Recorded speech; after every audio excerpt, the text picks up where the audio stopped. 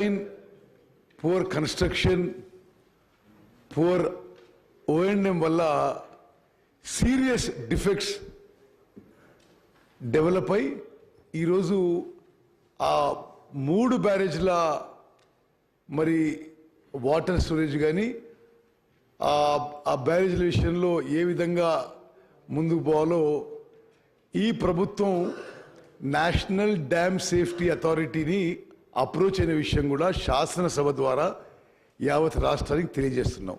ఇప్పుడు ఎంత సీరియస్గా డ్యామేజ్ జరిగిందో నేను కొన్ని విజువల్స్ ప్రదర్శిస్తున్నాను. ఇది మేడిగడ్డ బ్యారేజ్ పై ఆ రోడ్డు ఏ విధంగా కుంగిపోయిందో ఈ విజువల్లో చూడొచ్చు. ఒకటి స్ట్రైట్ ఫార్వర్డ్ ఫోటోగ్రాఫ్, ఒకటి సైడ్ నుంచి తీసుకున్న ఫోటోగ్రాఫ్. ఎంత క్లియర్గా ఈ మేడిగడ్డ బ్యారేజ్ కుంగిపోయిందో చాలా స్పష్టంగా అవపడుతుంది. నెక్స్ట్, ఇది మేడిగడ్డ బ్యారేజ్లో ఒక పియర్లో తీసుకున్న ఒక 3-4 రోజుల కింద తీసుకున్న ఫోటోగ్రాఫ్. ఏ విధంగా కట్టిన 3 ఏళ్లకే పూర్తిగా కొలాప్స్ స్టేజ్ వచ్చిందో ఈ ఫోటోగ్రాఫ్ ద్వారా మరి చాలా స్పష్టంగా సభ్యులందరికీ నేను మనవి చేస్తున్నా. నెక్స్ట్, అదేవిధంగా ఈ పియర్ 20 ఏ విధంగా పగిలిపోయి ఆ ఫ్లోర్ సింక్ అవుతుందో ఈ 1 మినిట్ వీడియోలో చాలా స్పష్టంగా అవుతుంది. కింది నుంచి పై వరకు కూడా పూర్తిగా పగిలిపోయిన విషయం నేను మరి సభ్యులందరికీ కూడా జాగ్రత్తగా గమనించవలసిందిగా విజ్ఞప్తి చేస్తున్నాను. ఏది ఏది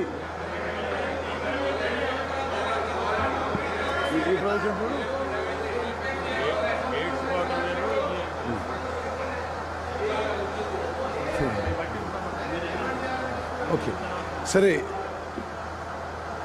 ఎంత సీరియస్ డ్యామేజ్ అయిందో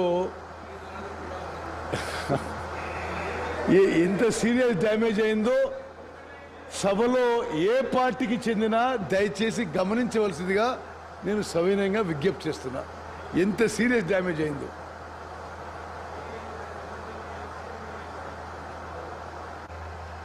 చూడండి. అది ఎంత సీరియస్గా 100 ఏళ్ళు ఉండాల్సిన ఈ బ్యారేజు 3 ఏళ్లలో ఎట్లా కుప్పకూలిపోతుందో దయచేసి గమనించవలసిందిగా నేను విజ్ఞప్తి చేస్తున్నాను.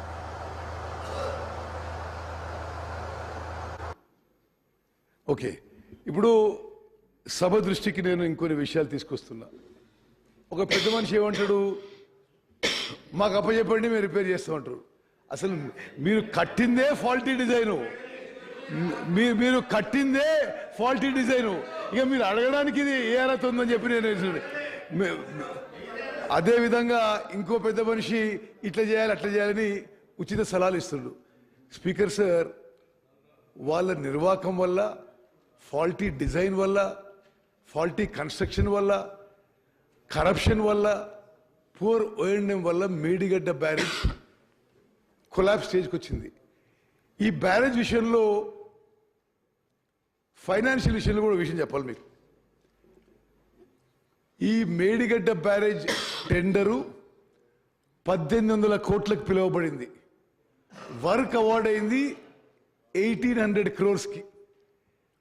ఫైనల్గా ఎంత అమౌంట్ పోయింది స్పీకర్ గారు? 4500 కోట్లకి. అసలు ఎప్పుడు ఎక్కడ స్వతంత్ర భారతదేశంలో గత ప్రభుత్వం చేసిన అవినీతి, కరప్షన్ ఇరిగేషన్ శాఖలో ఎక్కడ జరుగుండదు. ఒక్కొక్క టెండరు, అంటే మేడిగడ్డ బ్యారేజ్ ఒక ఉదాహరణగా టెండర్ కాల్ ఫార్ చేసింది 1800 crores. ఎల్ఎన్టీకి వర్క్ అవార్డ్ అయింది 1800 crores. అగ్రిమెంట్ అయింది 1800 కోట్లకి. పెంచుతూ 1000 కోట్లు పెంచుతూ పోయి ఫైనల్గా అదే వరకు అదే ఏజెన్సీకి 4500 కోట్లకి ఈ ప్రభుత్వం పని చేయించిందంటే ఎంత అవినీతి జరిగిందో ఒక్కసారి ఆలోచన చేయండి. అంటే మరి కాస్ట్లు పెంచుకుంటూ ఆ విధంగా పోవడం. సరే, సభ్యులు చెప్పడానికి నేను ఆన్ రికార్డ్ ఒక విషయం చెప్తున్నా స్పీకర్ సార్. ఇండిపెండెంట్ ఇండియాలో గత ప్రభుత్వంలో ఇరిగేషన్ సెక్టర్లో జరిగిన అవినీతి ఎక్కడ ఎప్పుడు జరగపోయిన చెప్పుకుంటే మనం చేస్తున్నాం. స్పీకర్ సార్, ఈ విషయాలలో ఈ డ్యామ్స్ అండ్ బ్యారేజెస్ విషయంలో the national authority is the national dam safety authority. సరే, గత ప్రభుత్వంలో ఉన్న పెద్ద మనుషులు వాళ్ళే చీఫ్ డిజైనర్లు, చీఫ్ ఇంజనీర్లు, చీఫ్ కన్స్ట్రక్టర్లు అన్ని వాళ్ళే ఉండొచ్చు. కానీ దేశంలో రాజ్యాంగం ప్రకారం మాత్రం national dam safety authority has been created by an act of parliament.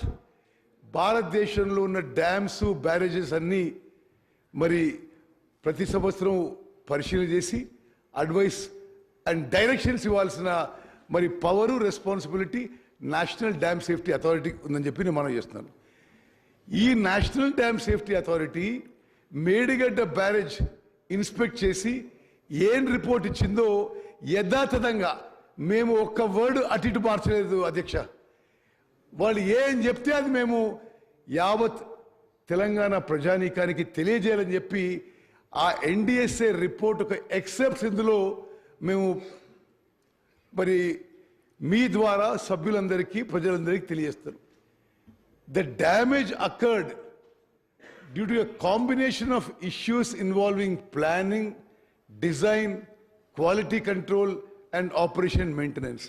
చాలా స్పష్టంగా ఆ రిపోర్ట్లో మేడిగడ్డ బ్యారేజ్ ఇష్యూలో డిజైన్ కానీ, ప్లానింగ్ కానీ, క్వాలిటీ కంట్రోల్ కానీ, ఓఎండ్ఎం కానీ చాలా మరి నాసిరకం క్వాలిటీ అని చెప్పి ఎన్డిఎస్ఏ వాళ్ళ రిపోర్ట్లో లిఖితపూర్వకంగా ప్రభుత్వానికి మరి రిపోర్ట్ ఇవ్వడం జరిగింది.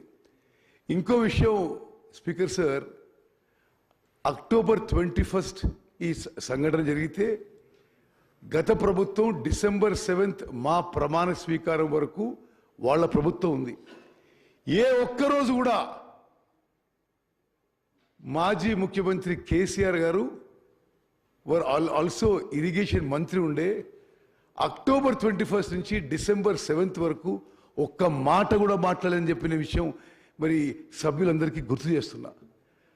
అదేవిధంగా ఇప్పుడు ఆ ఎన్డిఎస్ఏ ఏమేమి చేసిందో, ఏమేమి రాసిందో మీకు చెప్తున్నా. There appears to be construction deficiency due to